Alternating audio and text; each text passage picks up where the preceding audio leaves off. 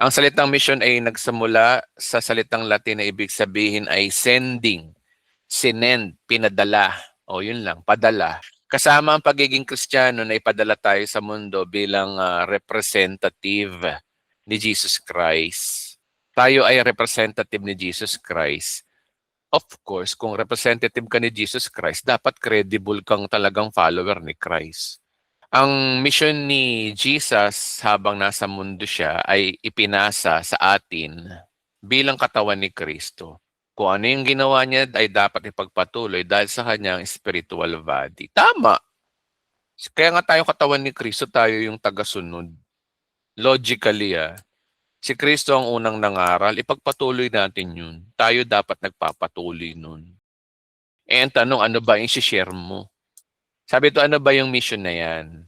Ito ay ipakilala natin ang gospel. O, pwede na rin nga, sige na nga, ipakilala natin ang Diyos sa iba o yung gospel.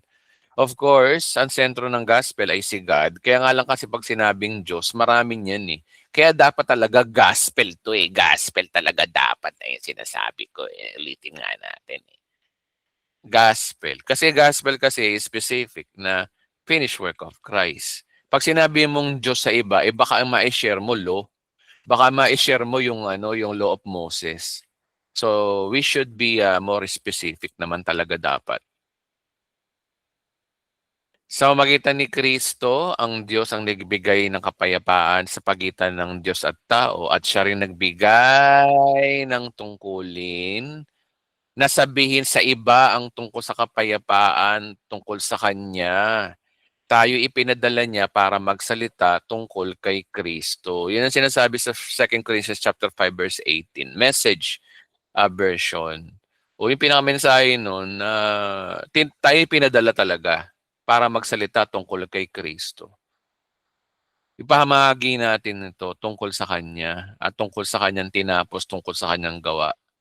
At yung ginagawa niyong pag-share-share, simpleng pag-share ng mga link ng ating video o pag-share about sa mga tungkol kay Christ, sa gospel, that is part another sharing. May reward sa langit yung ganun.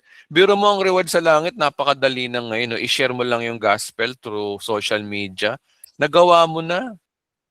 Katumbas ito na ngayon mga tao nagmi-mission talaga na pumupunta ng iba't ibang lugar. Katumbas lang yun, pareho lang yun.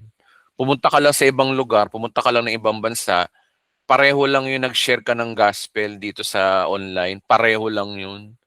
Tao lang ang nagle-label eh. Pero ang usapan kasi ng Diyos sa atin, i-share the gospel. Pero hindi sinabi kung papaano.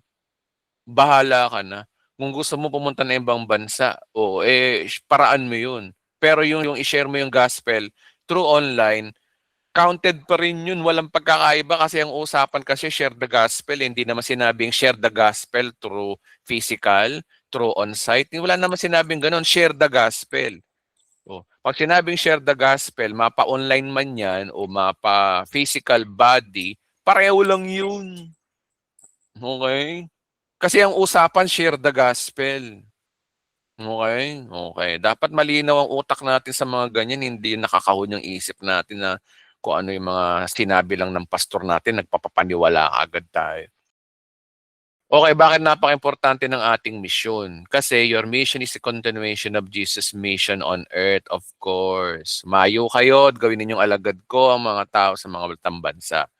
Bautismo niyo sila sa ngalan ng Ama, ng Anak at Espiritu Santo. Turuan niyo silang sumunod sa inuutos ko sa inyo. Tandaan ninyo, ako'y lagi na inyong kasama hanggang sa katapusan ng panahon.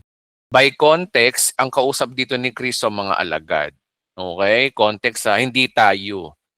By context. Pero it doesn't mean na hindi tayo hahayo.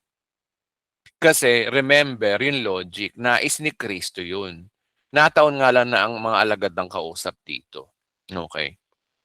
Okay. So, ganun ang pag-divide ng scripture mga kapatid.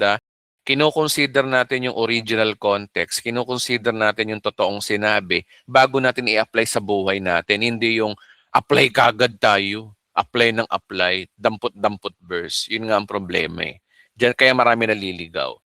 So we should consider first the whole context, bakit sinabi, sino sumulat, sino nagsalita. Then after that, ma-realize mo na hindi ikaw yun, ang tanong, pwede ba, doable ba sa'yo? Pwede naman to doable sa'yo kasi nga, ang pinag-uusapan dito is sharing the gospel about the good news o yung Jesus Christ.